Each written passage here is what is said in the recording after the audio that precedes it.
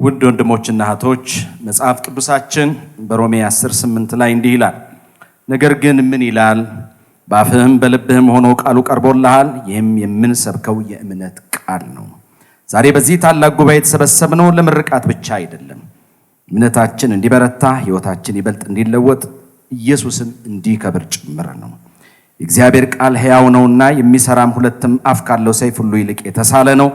ነፍስና መንፈስንም ጅማትና ቅልጥምንም እስኪለይ ድረስ ይወጋል። የልብንም ስሜትና ሐሳብ ይመረምራል። ዕብራውያን 4:12። ስለዚህ አሁን ልባችንን እንክፈት፣ ለመንፈስ ቅዱስና ለቃሉ ራሳችንን እናዘጋጅ። እግዚአብሔር በቃሉ እንዲናገረን ከልብ እንጠብቅ። አሁን ጊዜው የእግዚአብሔር ቃል የሚታወጅበት ነው።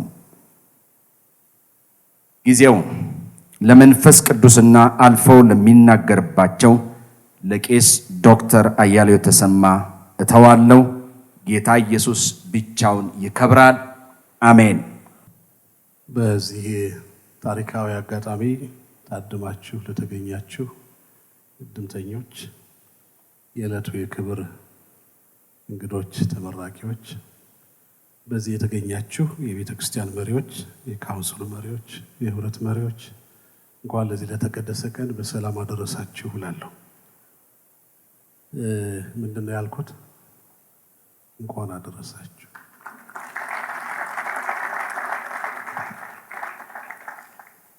የሉቃስ ወንጌል ምዕራፍ 5 እናወጣና ቁጥር 1 እስከ 10 እናነባለን። የሉቃስ ወንጌል ምዕራፍ 5 ከቁጥር 1 እስከ 10። ሕዝቡም የእግዚአብሔርን ቃል እየሰሙ ሲያስጠብቡት ሳሉ እርሱ ራሱ በጌንሳሬጥ ባህር ዳር ቆሞ ነበር። በባህር ዳርም ቆመው የነበሩትን 2 ታንኳዎች አየ። ዓሣ አጥማጆች ግን ከእነርሱ ውስጥ ወጥተው መረቦቻቸውን ያጥቡ ነበር። ከታንኳዎቹም የስምዖን ወደ ነበረች ወደ አንዲቱ ገብቶ ከምድር ጥቂት ፈቀቅን ያደርጋት ለመነው። በታንኳይቱም ተቀምጦ ሕዝቡን ያስተምር ነበር። ነገሩን ከጨረሰ በኋላ ስምዖንን ወደ ጥልቁ ፈቀቅ በል፣ መረቦቻችሁንም ለማጥመድ ጣሉ አለው። ስምዖንም መልሶ አቤቱ ሌሊቱን ሁሉ አድረን ስንደክም ምንም አልያዝንም፣ ነገር ግን በቃልህ መረቦቹን እጥላለሁ አለው። ይህንንም ባደረጉ ጊዜ እጅግ ብዙ ዓሣ ያዙ፣ መረቦቻቸውም ተቀደዱ። በሌላ ታንኳም የነበሩትን ጓደኞቻቸው መጥተው እንዲያግዟቸው ጠቀሱ። መጥተውም 2 ታንኳዎች እስኪሰጥሙ ድረስ ሞሏቸው።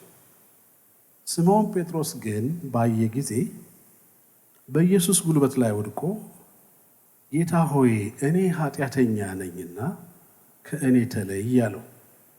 ስላጠመዱት ዓሣ እርሱ ከእርሱም ጋር የነበሩ ሁሉ ተደንቀዋልና። እንዲሁም ደግሞ የስምዖን ባልንጀሮች የነበሩ የዘብዴዎስ ልጆች ያዕቆብና ዮሐንስ ተደነቁ።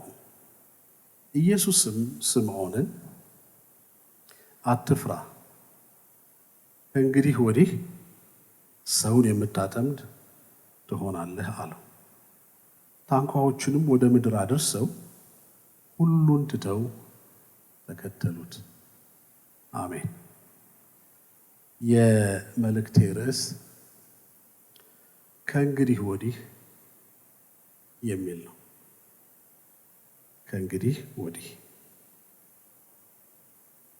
ስለ ክፍሉ አውድ ጥቂት ነገር ልናገር፣ ሐሳቡ ግልጽ እንዲሆንልን። ጌታችን ኢየሱስ ክርስቶስ የእግዚአብሔርን መንግሥት ወንጌል እየሰበከ የመጣበት የአገልግሎቱ የመጀመሪያ ምዕራፍ ነው። የእግዚአብሔር መንግሥት ቀርባለችና ንስሐ ግቡ እያለ የሚናገርበት ጊዜ ነው። አውዱ ከእርሱ ጋር ሆነው የመንግሥትን ወንጌል እንዲያስፋፉ እርሱ ሰዎችን የእርሱ ደቀ መዛሙርት እንዲሆኑ እየጠራ እየፈለገ ያለበት ጊዜ ነው። ሰው ፍለጋ ላይ ነበር። መልእክቱ የመንግስት ወንጌል ነው፣ ግን ደግሞ በሰው የሚሰራ ወንጌል ስለሆነ ሰው እየፈለገ የነበረበት ጊዜ ነው። ግን ክፍሉ ላይ ቀስ ብላችሁ ካያችሁ አውዱ ሰዎቹ ያሁኑን የዕለት ኑሯቸውን እንጂ ስለ እግዚአብሔር መንግስት መቅረብም ሆነ መምጣትም ሆነ አንዳች ፍላጎትም ግንዛቤም ባጡበት ጊዜ ነበር ኢየሱስ የመጣው። ሰው ዕለታዊ ኑሮውን ለማሳካት የሚሄድበት ቀን እና ክፍሉ የሚነግረን አሳ አጥማጆች አሳ ወደሚያጠምዱበት ማቴዎስ እና ማርቆስ እንደሚነግሩን የገሊላ ባህር ይሉታል። ሉቃስ ደግሞ ጥብርያዶስ ይለዋል። ታሪኩ ተመሳሳይ ነው እና ከእንግዲህ ወዲህ የሚለው የክርስቶስ ኢየሱስ ቃል ያተኮረው በጥቂት 4 ነጥቦች ላይ ነው። ከሱ አንፃር እንድናየው ፈልጋለሁ። አንደኛው ሰዎችና የሰዎችን ሕይወት የሚመለከት ጉዳይ ስላለ ነው። ምን ማለት ነው? ክፍሉ እንደሚነግረን በጥብርያዶስ ባህር በተገኘ ጊዜ በማለዳ እንደነበረ መገመት ይቻላል እና በጣም ብዙ ሕዝብ ይከተሉት እንደነበረም ክፍሉ ይነግረናል። ግን ደግሞ እዚያ ቦታ ሌሊቱን ሁሉ አሳ ለማጥመድ ሲደክሙ የነበሩና የፈለጉትን ያላገኙ ሰዎች እንደነበሩ ይነግረናል። ሰብሰብ አድርገን የሁሉንም ስለ ሰው ሕይወት አውዱ ምን ይናገራል ብንል የሰው ሕይወት በዚያ የተሰበሰበ ሰው ሕይወት አብዛኛው በዕለታዊ የኑሮ ጥያቄ ዕለታዊ ኑሮን ከማሳካት አንጻር የተጠመደ ሕይወት ነው እና ኑሮን ለመግፋት ኑሮን ለማሳካት አሳ አጥምዶ አሳ ሽጦ ካሳ በሚገኘው ገንዘብ መኖር የሕይወት ፍልስፍናው ይሄና ይሄ ብቻ ነበር እና ይሄን ለማሳካት ክፍሉ እንደሚነግረን ሰዎች በግል ብቻ አይደለም በጋራ ሆነው ኑሮን ለመግፋት የሚረባረቡበት ሕይወት እንደነበረ ይነግረናል። በጋራ ሆነው መርከቦቻቸውን፣ ጀልባዎቻቸውን፣ መረቦቻቸውን ሰብስበው በህብረት ሊያሸንፉት የሚፈልጉት ዕለታዊ ሕይወት እና በግልም ቢታሰብ መፍትሄው አንድ ነው። በጋራም ቢታሰብ መፍትሄው አንድ ነው። በጋራ ካልታገሉት የማይለወጥ ሕይወት የጋራ ርብርቦሽ የሚጠይቅ በየቀኑ ተስፋ የሚሰጥ የሕይወት እርምጃ መሆኑን የሰዎቹ ሕይወት ይነግረናል። እዚያው ክፍል ላይ ደግሞ ካየን ምንም እንኳን የጋራ ጥረት ይኑር እንጂ ከተገኘ አሳ ከተገኘ ለነገ ሕይወት ይሆናል እና ተስፋ አለው። ከተገኘ ለነገ ተስፋ አለው። ከተገኘ ማለት ከተገኘ የተገኘው ነገር የሚተረጉመው ነገን ነው፣ ዛሬን አይደለም እና በጣም አሳሳቢ ጉዳይ ነው። ከተገኘ ነገን ለመተርጎም አቅም ይሰጣል። የነገን ማንነት ለመቀየር የነገን የሕይወት ዓላማ ለመቀየር እንደ ተስፋ ነው የሚታየው አሳ። ግን ደግሞ ካልተገኘ ትካዜን ያስከትላል። ያውም የግልም የጋራም ትካዜ። ሌሊቱን ሁሉ አድረን ስንደክም ምንም አላገኘንም የትካዜ ቃል ነው። ስለዚህ ለነገ ተስፋ የለንም የሚል ነው። አልተሳካለንም። የሰው ሕይወት በዚህ ነው የተቃኘው። ያ የሉቃስ 5 የሚነግረን የተቃኘ ሕይወት ነው፣ የሚኖር ሕይወት ነው። ከዚያ እልፍ የማይል አይነት ሕይወት ነው የሚነግረን። ከእንግዲህ ወዲህ ብለን እንጠይቃለን። ሕይወት እንደዚህ ከሆነ ከእንግዲህ ወዲህስ የሚል ጥያቄ እንድናስብ ያደርገናል። ሁለተኛው ክፍሉ እንደሚነግረን ኢየሱስ የመጣበት ጊዜ ደግሞ በማለዳ ቢሆንም ሕዝብ ቢከተለውም እሱ እጅ ያለው የእግዚአብሔር መንግስት ጉዳይ ነው። ወደ ሰዎች ጋር ሲመጣ ግን ወደ ጥብርያዶስ ሲመጣ ግን የመጣበት ጊዜ ክፍሉ እንደሚነግረን የባዶነት ጊዜ ነው። ባዶ የሰው ሕይወት ባዶ። ባዶነትን የሚገልጡ ቃላቶች አሉ። ሌሊቱን እንግዲህ ዝም ብሎ አልተጻፈም። ደክመን ዝም ብሎ አልተጻፈም። ከጀርባው የኑሮ ዕውቀት አለው፣ የኑሮ ፍልስፍና አለው። አየህ፣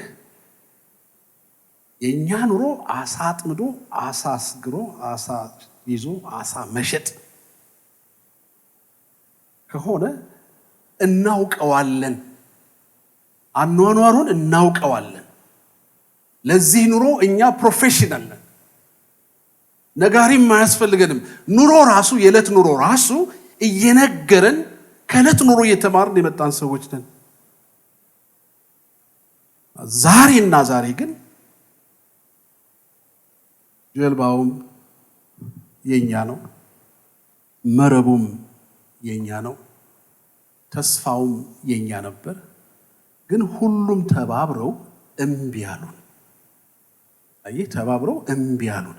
ፕሮፌሽናሊዝም፣ ዩኒቲ፣ ጆርኒ፣ ኤፈርት በሉት እናንተ ተደምረው ይሳካሉ ብለን ነበር።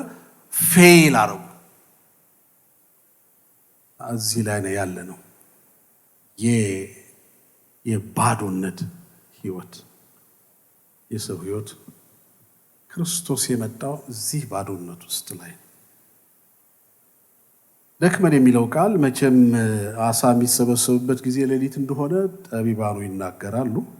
ደክመን የሚለው ጠዋት መጥቶ ስላገኛቸው ባህሩ አጠገብ ሌሊቱን ሁሉ ስላሉ ረጅም ሰዓት ስንደክም ከንፋስ ጋር ስንታገል መረብ ምንጥልበትን አቅጣጫ ግራና ቀኝ ስንቀይር አሳዎቹ በዚህ እረፍት ሊያደርጉ ይችላሉ፣ መረብ በዚህ በኩል ከተጣለ ሊጠመዱ ይችላሉ የሚለው ይሄ እሳቤን መሰረት ያደረገ እቅዳችንን በተግባር ሰደድ ነው፣ ላክ ነው፣ ምርኮ ይዘና አል ነው። ግን ተመለሰ። ሲመለስ ባዶ እንደጠበቅነው አልሆነም። ተስፋ የተደረገ ነገር ነበረ፣ ግን አልሆነም። ባዶነት። አንዳንድ ጊዜ የምንጠብቀው ነገር የማይሆንበት ሁኔታ አለ። የሰው ኑሮ የ21ኛው ክፍለ ዘመን የመጀመሪያው ክፍለ ዘመን የሰው ህይወት የመኖሪያ ሁኔታና ያኗኗር አቅጣጫው ትንሽ ሊቀያየር ይሆናል እንጂ ኑሮም በመተርጎም ረገድ የኑሮ ትርጉም ፍልስፍናው አንድና አንድ ነው። በጠበቅነው ጊዜ የምንጠብቀውን ነገር በቀላሉ የማናገኝበት ህይወት ነው። አንዳንድ ጊዜ የምንጠብቀው ነገር የማይሆንበት ሁኔታ አለ። የሰው ልጅ የሚኖረው በእንደዚህ አይነት አታጋይ ህይወት መኖሩ ይነግረናል። የባዶነት ህይወት ነው። ምክንያቱም የሰው ተስፋው ኑሮ ስለሆነ ከኑሮ ውጭ ሌላ ሊያስብ አልቻለም። ለምንድን ነው መምህሩ ጥብርያዶስ ባህር የመጣው? ለምንድን ነው ህዝብ የተከተለው ብሎ የጠየቀ ለመኖሩ መጽሐፉ አይናገርም፣ ግን መገመት ይቻላል። ከኑሮ በላይ ምን አሳሳቢ ነገር አለ? የዕለት ኑሮን ከማሸነፍ በላይ ምን ስብዕና አለ? ለመኖር ወደ ዓለም የመጣ ነው የዕለት ኑሮ አሳክተን የሰጠን ዕድሜ ለመቋጨት አይደለም ወይ? ከዚህ በላይ ምን ይታሰባል? የሚል ባዶነት፣ የህይወት ባዶነት፣ ከእግዚአብሔር መንግስት ጋር የማይሄድ ባዶነት ሰው ህይወት ውስጥ ነበር። ኢየሱስ እያለ የሰው ህይወት እንዲህ ነበር። ከዚህ በላይ የሚያሳስብ ምን አለ? ሰው እያለ ባዶ ከሆነ የራሱ ኑሮ ባዶ ሆኖ ከዚያ ውጭ ማሰብ ካልቻለ የስብዕና ዝቅጠት፣ የትልቅነት ትንሽነት፣ የግዝፈት አናሳነት፣ የድባብ ደካማነት ከዚህ በላይ ሊገለጥ አይችልም። ባዶነት። ኢየሱስ ከእንግዲህ ወዲህ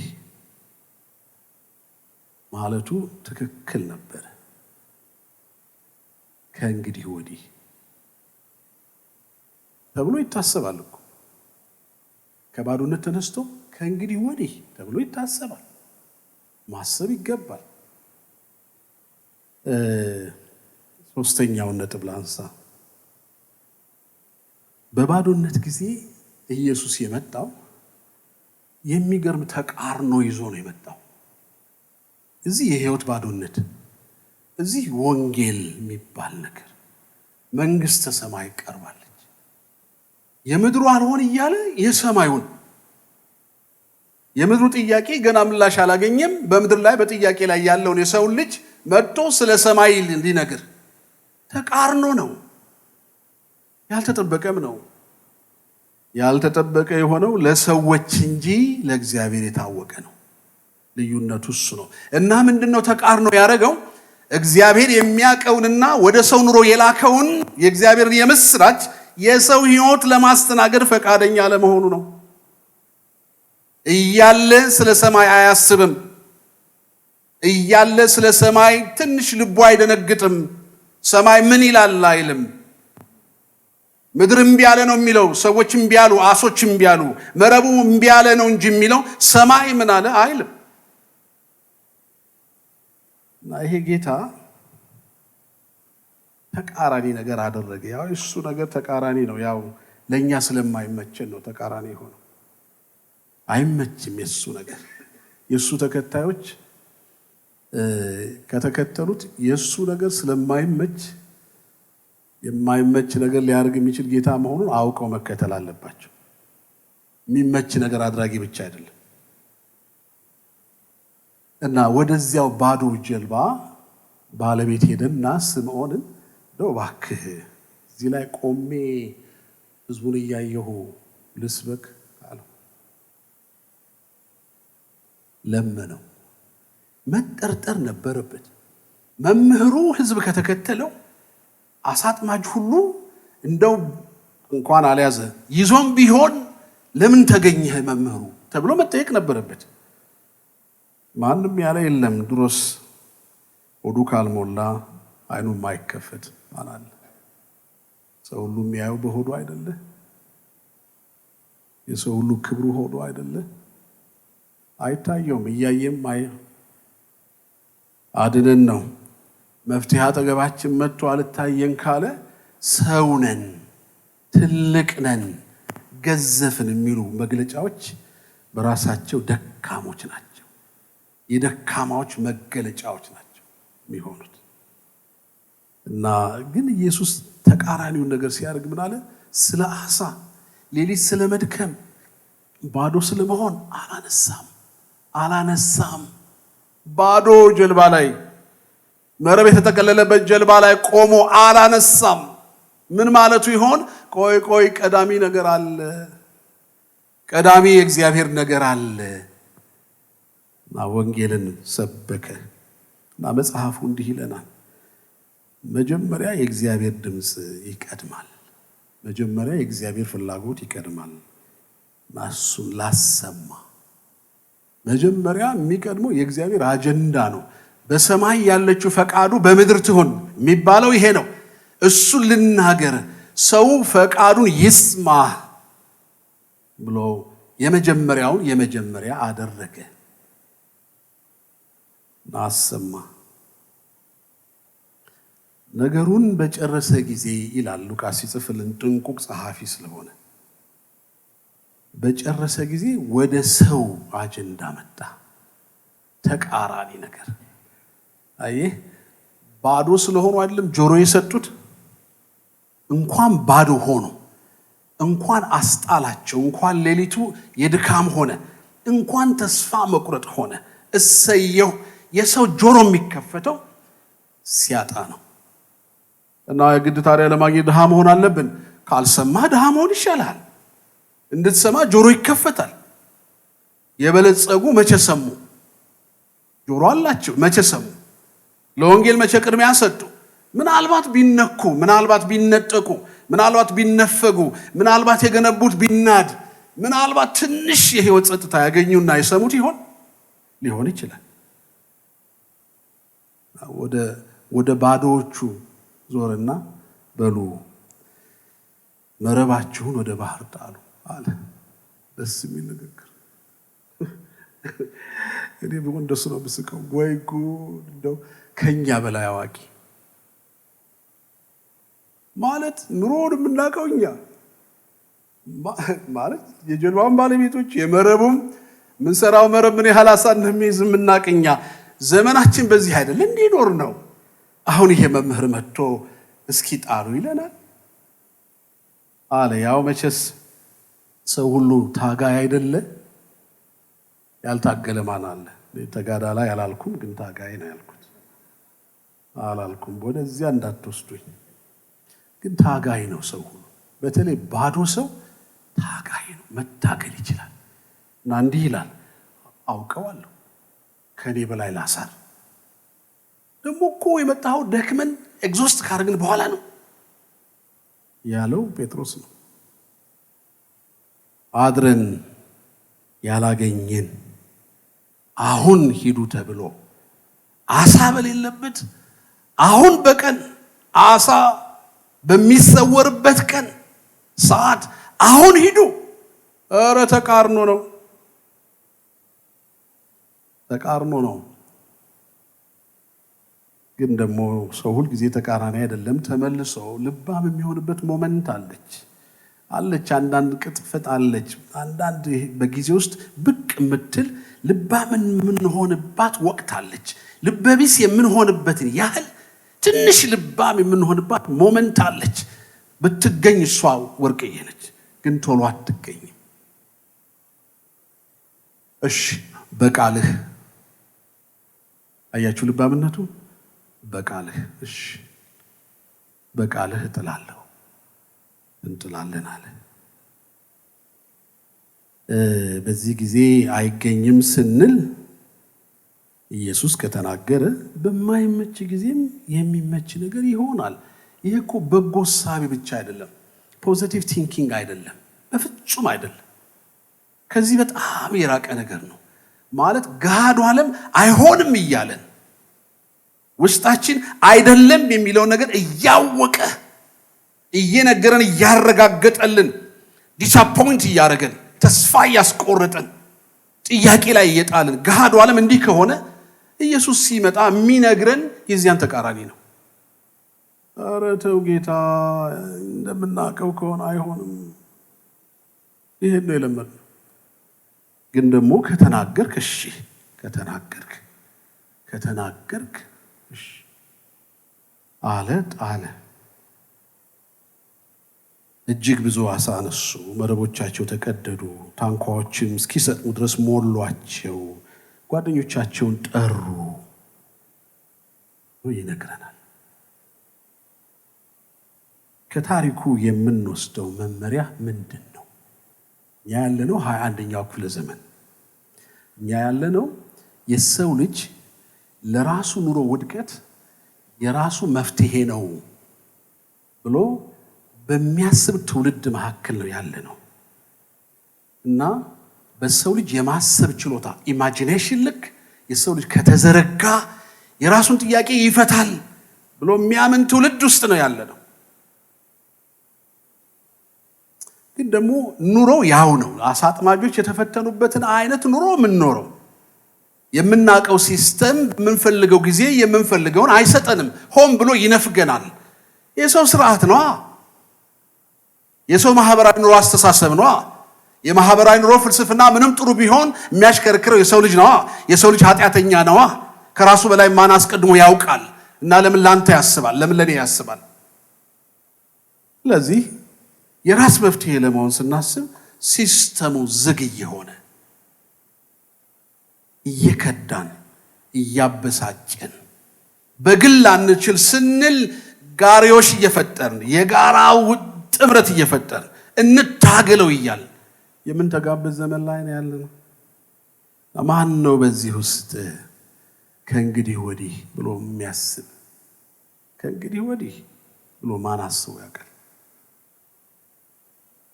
እኛ የምንደክመው ምድራዊ ኑሯችንን ለማሳካት፣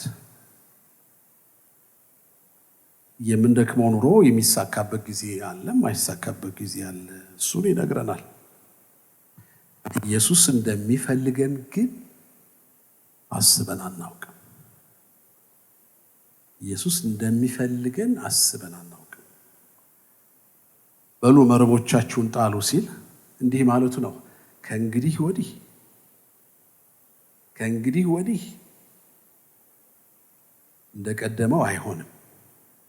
ከእንግዲህ ወዲህ በኑሮ ፍልስፍና ውስጥ ገብቶ መታገል አይሆንም። ከእንግዲህ ወዲህ ሰማይ ቀርቧልና፣ ሰማይ ወደ ሰፈራችሁ ወደ ባዶነታችሁ መጥቷልና፣ የሰማይ መልእክት አለና ከእንግዲህ ወዲህ እንደሱ ልትሆኑ አትችሉ። ለምንድን ነው እንደሱ የምትለን? የማይቻለው ተቻለ። በሌሊት ያልተገኘው በቀን ሆነ። አሳ በሌሊት እንጂ በቀን አይጠመድም። ታውቃላችሁ፣ ፕሮፌሽናል ናቸው። ባህሩ ክዷችኋል፣ አልታመን ብሏል ያልቀን እና እንኳን አልታመነ። ለምንድን ነው እንደዚህ ሆነው? ለምንድን ነው ብዙ አሳ ያገኘ ነው? ለምንድን ነው የኛ በርብ የተቀደደው? ለምንድን ነው ከዚህ ቀደም ያላየነው ነገር የሆነው ካላችሁ ከእንግዲህ ወዲህ የሚባል ነገር ስላለ ነው። ምንድን ነው ከእንግዲህ ወዲህ? ከእንግዲህ ወዲህማ አሳ አጥማጅነት ሊቀር ነው። ከእንግዲህ ወዲህማ ለመንግስተ ሰማይ ሰው አጥማጅ ነው። ከእንግዲህ ወዲህ እስኪ ወደኛ ቁም ነገር እናምጣው። 3 ነገር ላንሳና ጨርሳለሁ። ዝም ብለን ስለ እድሜያችን እናስብ። ያው እድሜ አልጠይቅም፣ እኔም ቃ ብያለሁ። ለምግብ ብቻ አይደለም ቃ ብሏል የሚባለው። ቃ ተኛ አይደለም ያሉት፣ ለምግብ ብቻ አይደለም ሰውኛም ነው። አንዳንድ ጊዜ ቃ ላለማለታችን ግልጥ ብንሆንም፣ ኬፕ ብናረግም፣ ቀለም ብንጨምርም፣ ሰው ሰራሽ ድጋፍ ብናረግም ቃ ማለታችን አይቀርም። እድሜያችን ገፍቷል። ከእንግዲህ ወዲህ ምን ታስባለህ? ተምርሃል። ከእንግዲህ ወዲህ ምን ታስባለህ?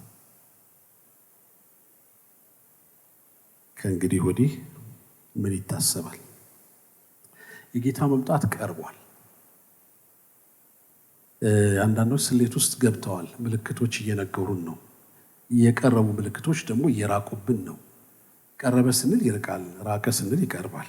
አላወቅ ነው እና ኢማጂኔሽናችን ውስብስብ ብሏል። ግን መምጣቱ ቅርብ ነው እና ከእንግዲህ ወዲህ ምን ትሆናለህ አንተ? ምን ለመሆን? አሳጥማጅ? ወረቀት ይዘህ አሳጥማጅ? ተምረህ አሳጥማጅ? ኧረ አያስኬድም። ጊዜው አጭር ነው። ጨለማው እየበረታ ነው። የሰው ባህሪ እየከፋ ነው። ደግ ሰው እየጠፋ፣ ሃይማኖተኞች ተብዮቹ እኛ ሙልጭልጭ ያልን አደናጋሪ ሆነናል። ሁላችንም እግዚአብሔር ይመስገን። እኛ ወንጌላውያን አማኞች ደግሞ ብሶብናል። ክብር ለጌታ ይሁን።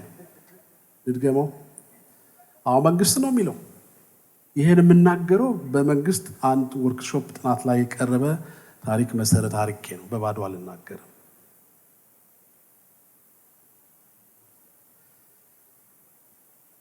ከእንግዲህ ወዲህ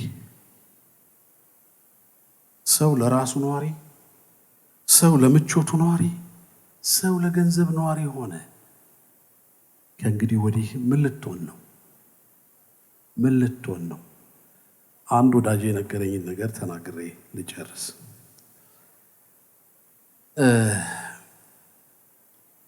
ትምህርት ላይ እንዳለው የሚያውቅ ወዳጄ ነው። ይጸልይልኛል። ጥሩ ሰው ነው። ጥሩ ልብ ያለው ቀና ሰው እና ተምሬ ስጨርስ መጣሁ እና ስመጣ አገኘኝ።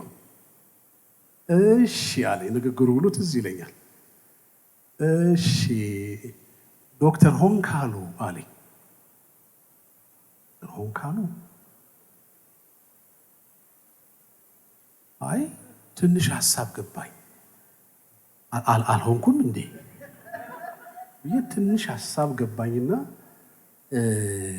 ግን ደግሞ እርግጠኛ ነኝ መከራዬን አይቼ ለፍቼ ያገኘሁት ወረቀት ነው። በአቋራጭም አይደለም። ቢቀርስ ብዬም የተናደድኩበት ጊዜ አለ።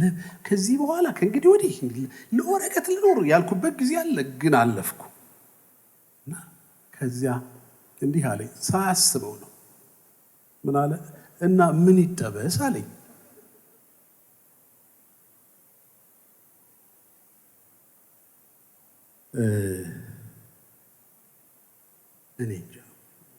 እኔ እንጃ አልኩ።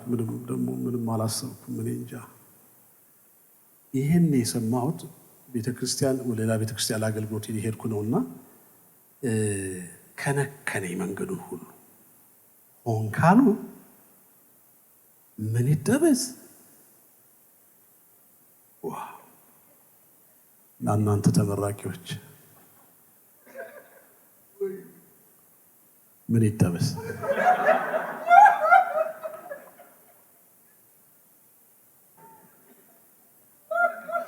እና ከእንግዲህ ወዲህ ምን ልትሆኑ ይሆን?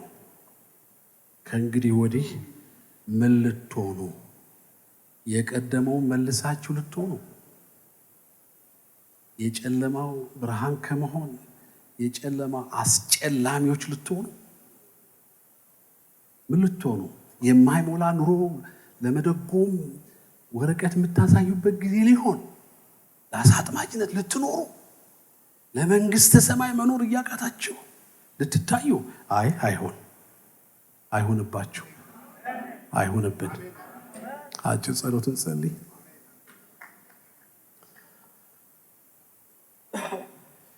አይ ጌታ ሆይ፣ ከእንግዲህ ወዲህ አልከው። ከእንግዲህ ወዲህ ስምዖን፣ ከእንግዲህ ወዲህ አሳ ክምር ፊት አቁመኸው እሱም ርቃኑን ሆኖ በእግር ስር ወድቆ ከኔ ተለይ ባለህ ጊዜ ከእንግዲህ ወዲህ ሰው አጥማጅ ትሆናለህ።